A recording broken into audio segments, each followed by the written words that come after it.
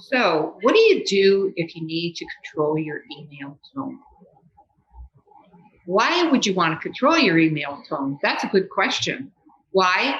Because maybe somebody sent you an email and you thought it was awful, or it offended you, or maybe you were just in a bad mood that day and somebody sent you something and you didn't like the way it was written. And those things happen because people sometimes have real difficulty being able to express their thoughts, especially when they want to be positive and constructive. And so it's annoying, it's off putting. You really want to yell at them, but don't. What you need to do is tell yourself what not to do. So I've got a few notes here. Here's a couple of things I'm offering you. First of all, the first thing you don't want to do is you don't want to fire off an angry email to somebody. Because you know what?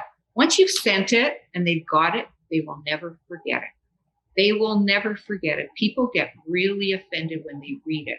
One thing when you say it to them face to face, and then you can sort of catch yourself and apologize, but you can't do it in an email. It's there forever. The second thing I suggest is don't forget to be polite. It's really important. Even though you're angry, you're offended, try to find something constructive to say about how you're offended. It'll work much better if you do. It really makes a big difference. And then the person reading it they might not be happy about it, but they won't be angry about it. And I think that that's really key. The other thing is don't be abrupt, because there's nothing worse than being abrupt to somebody. It's so upsetting to someone. And I know if someone's abrupt to me, I really feel like I want to tell them off.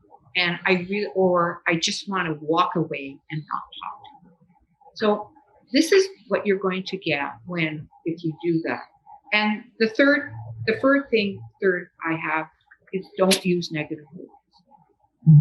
You can say what you have to say. Instead of saying something negative like, I'm not really happy with what you said, you might say to them, if you could say that in a more constructive way to me, it would make me feel, I would appreciate that.